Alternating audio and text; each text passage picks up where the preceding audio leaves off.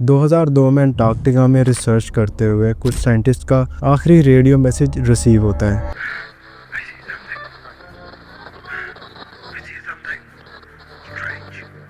इसके बाद ना तो उनकी कोई बॉडीज मिल सकी, ना कोई निशान। अंटार्कटिका दिखने में ऐसी जगह लगता है जहां बर्फ के अलावा कुछ नहीं है। फिर मैप्स पे अंटार्कटिका के कुछ पार्ट्स को ब्लर क्यों किया गया है? अंटार्कटिका के अंदर ऐसी ऐसी मिस्ट्रीज छुपी हैं कि इस वीडियो को देखने के बाद तुम सोचोगे कि ऐसी कौन सी चीज़ें हैं जो हमसे जानबूझ के छुपाई जा रही हैं।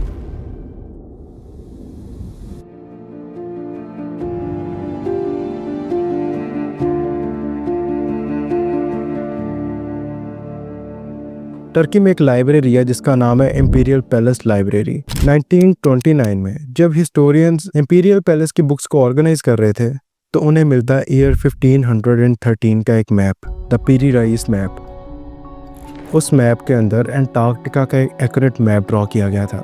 इम्प्रेसिव। लेकिन अगर मैं तुम्हें ये बताऊं कि अंटार्कटिका तो डिस्कवरी 1820s में हुआ है। अंटार्कटिका के डिस्कवर होने से तकरीबन 300 साल पहले पीरी रेइस ने उसका मैप कैसे बनाया? इससे भी ज़्यादा शॉकिंग बात यह है कि जिस एक्यूरेसी से उस मैप को ड्रॉ किया गया है वो एरियल व्यू के बगैर पॉसिबल ही नहीं है। किसी चीज़ के एरियल व्यू का मतलब है कि उस चीज़ को ऊपर से देखा जाए, लाइक प्लेन्स या सैटेलाइट से किसी चीज़ की पिक्चर लेना उसका एरियल व्यू होगा।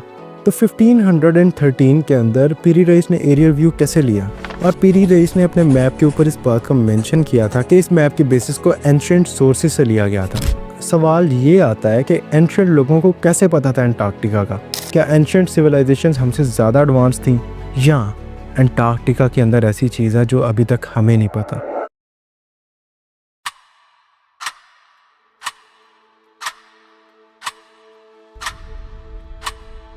लेक वोस्टॉक ऐसी लेक है जो 13,000 फीट तक आइस से ढकी हुई है।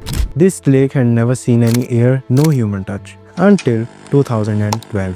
1989 में सोवियत यूनियन ने इस लेक के अंदर ड्रिलिंग स्टार्ट की थी फॉर रिसर्च पर्पसेस।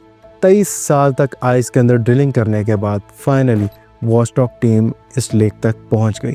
ड्रिल के लेक तक पहुंचने के कुछ ही टाइम बाद वॉस्टॉक टीम से कम्युनिकेशन ख़त्म हो जाता है और पूरे 5 दिन तक किसी को कुछ नहीं पता होता कि आइस के हज़ारों फीट नीचे क्या हो रहा है।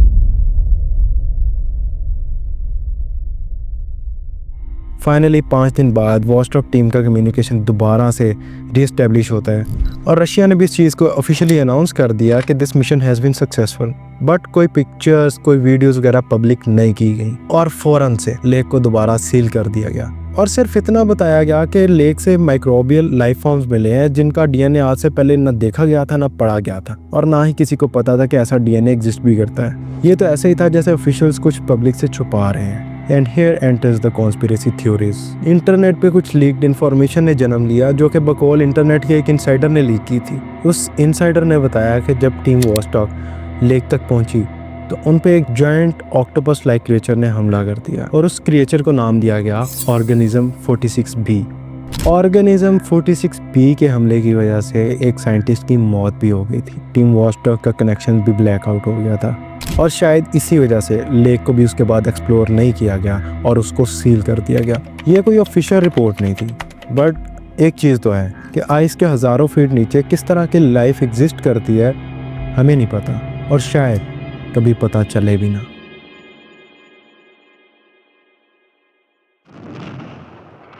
वर्ल्ड वॉर 2 के कुछ ही दिनों बाद यूएस ने एक ऑपरेशन लॉन्च किया जिसको लीड कर रहा था रिचर्ड बर्ड। इस ऑपरेशन का गोल बहुत सिंपल था कि कोल्ड वेदर्स के अंदर सोल्जर्स की ट्रेनिंग करवानी थी और इसी कोल्ड वेदर के अंदर इक्विपमेंट की टेस्टिंग करनी थी और अंटार्कटिका के अंदर एक स्मॉल बेस एस्टेब्लिश करनी थी जिसका नाम था small America 4। It was a massive mission. 13 ships including aircraft carriers, 33 aircraft and 4700 soldiers। Expected था कि यह मिशन 8 महीने तक लास्ट करेगा, लेकिन 2 महीने के अंदर ही इस मिशन को अबॉर्ट कर दिया गया। ऑफिशियल स्टेटमेंट तो ये थी कि हार्श वेदर कंडीशंस की वजह से लॉस ऑफ लाइफ हो रहा था और सब लोगों ने ये मान भी लिया।